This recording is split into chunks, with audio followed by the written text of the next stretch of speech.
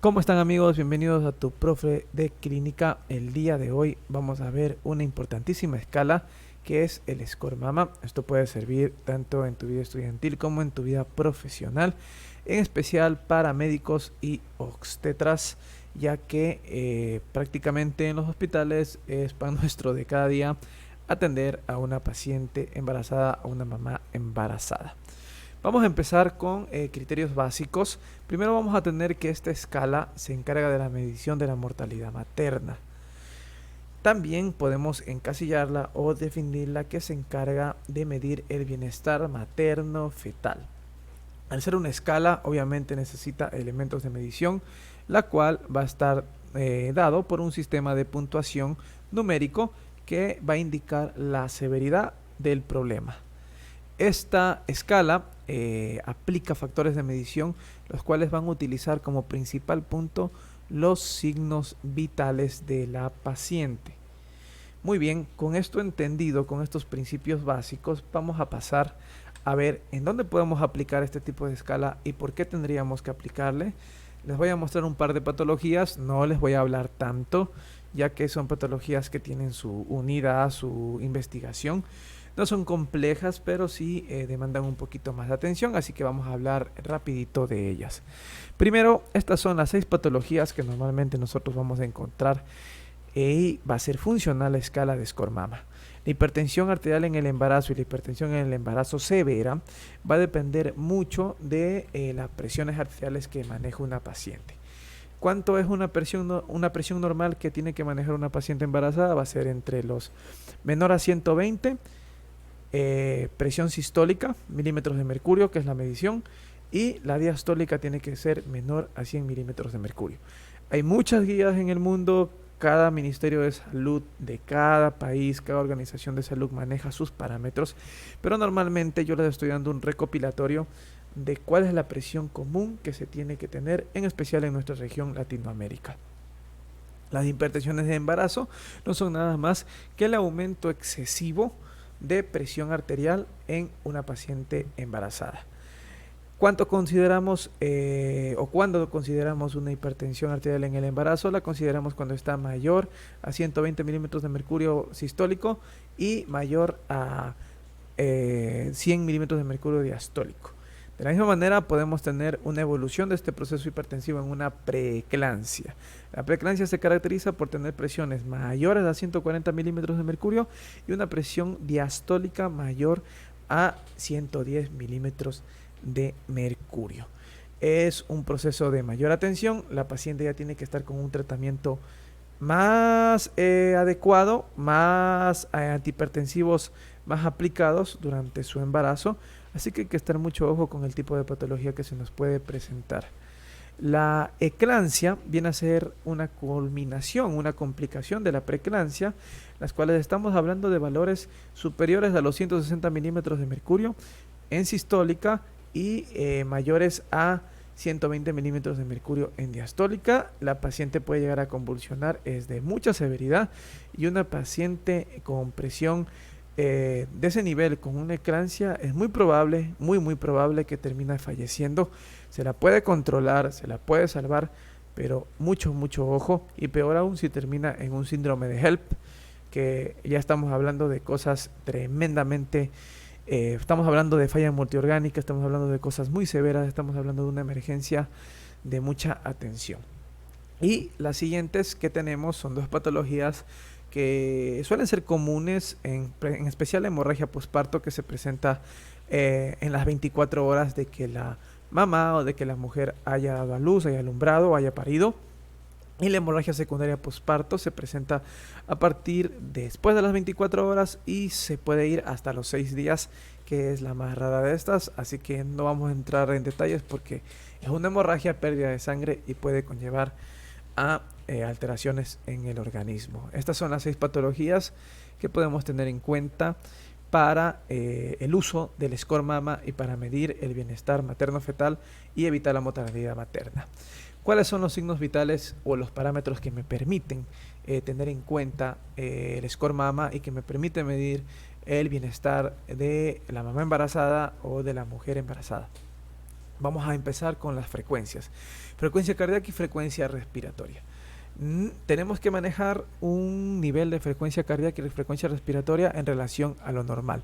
Una frecuencia cardíaca normal entre 72 a 100 latidos por minuto. Depende también de la guía que estés leyendo, depende de cómo estén los valores, pero normalmente en esos rangos se mantiene. La frecuencia respiratoria igual, algunas guías indican de 16 a 24 respiraciones por minuto, otras indican de 18 a 22 respiraciones por minuto.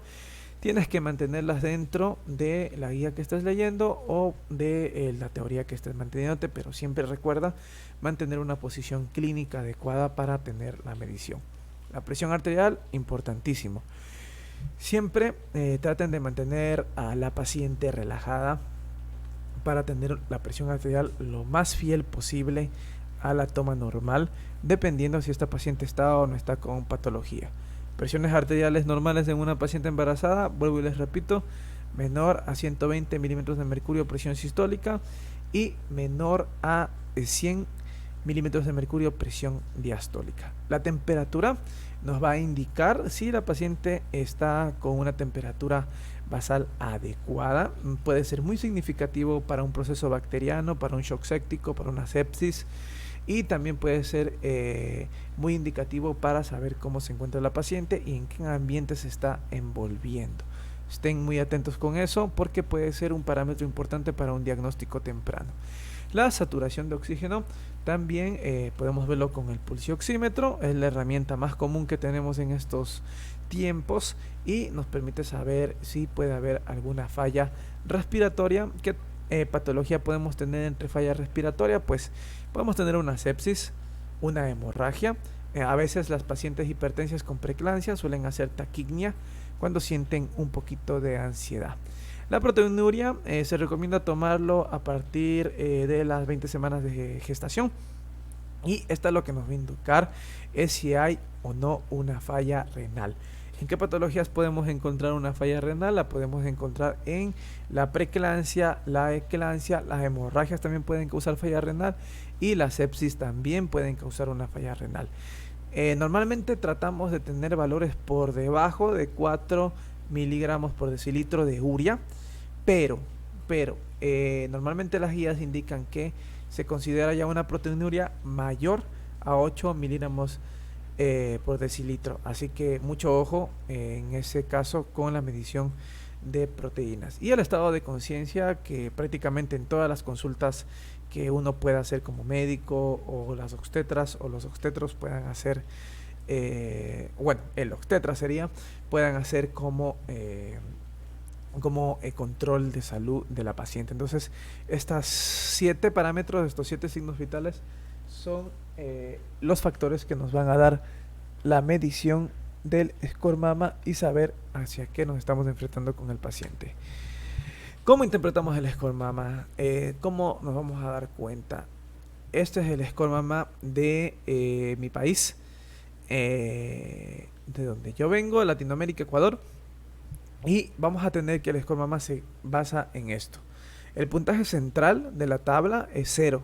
Es el puntaje más normal que podemos tomar en cuenta de cuánto tiene que manejar las presiones una paciente, cuánto tiene que mantener la respiración, cuánto tiene que tener la temperatura, etcétera, etcétera.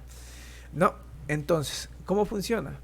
El score mama va a contar, va a tener números del 1 al 3 hacia la derecha, dependiendo de la severidad, y del 1 al 3 hacia la izquierda, dependiendo de la severidad.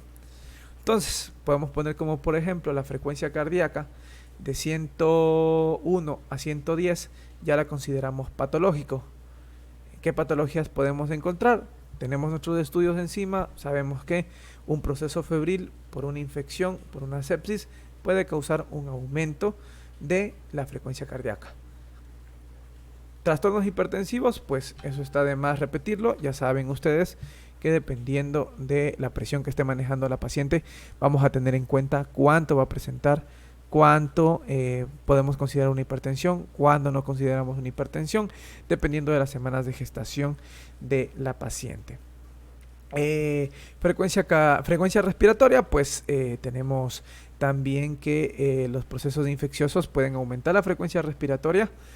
y las hemorragias en cambio la pueden disminuir dependiendo del cuadro clínico de la paciente. La temperatura, muy importante. Hay que tener en cuenta que la temperatura de la paciente embarazada va a depender mucho por los cambios metabólicos y hormonales que presenta. La guía de mi país recomienda que la temperatura normal se la puede considerar de 35.6 grados centígrados límite antes de considerarlo una hipotermia y de 37.5 grados centígrados fijos antes de considerarlo una hipertermia. Entonces, vuelvo y repito, varían mucho de las guías, tenemos que más o menos tener un concepto básico, pero más o menos así se guían. Saturación de oxígeno igual, estado de conciencia igual y proteinuria. Aquí la guía nos manda algunas recomendaciones, como por ejemplo que se recomienda tomar la temperatura axilar sobre todas las cosas, es lo más importante que se tiene que hacer. ¿Ya? Que el oxígeno tenemos que mantener una saturaciones más o menos entre los 90 y 93% de saturación. ¿Por qué? Porque hay pacientes que viven en altura, es decir, sobre los 2500 metros del nivel del mar, y eso puede comenzar a tener trastornos. Además, recuerden que cuando el bebé con la expansión uterina, el diafragma empuja los pulmones y eso puede dificultar un poquito la respiración de la mamá. No hay alteraciones significativas, pero sí puede influir un poquito en la captación de oxígeno hacia los tejidos. La proteinuria, lo que ya les había nombrado, que se debe mantener o tomar sobre las 20 semanas de gestación. Y la frecuencia cardíaca y la frecuencia respiratoria tiene que estar tomada en un minuto completo, por eso les recomiendo el uso de un cronómetro para que hagan una buena medición. Entonces, con esto ya ustedes tienen un principio básico de cómo actuar con la medición de un score mamá. Para los que están en el internado, pues si ven mi video, pues me alegro, espero ayudarles.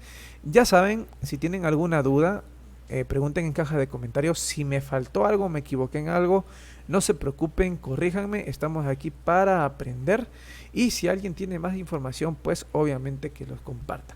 Estaré dejando estas diapositivas en SlideShare para el que los quiera. Y nos estaremos viendo hasta la próxima. Así que cuídense mucho y recuerden, siempre lean, siempre estén actualizándose porque es importante, en especial para nosotros los que trabajamos en el área de salud. Hasta luego, cuídense mucho. Adiós.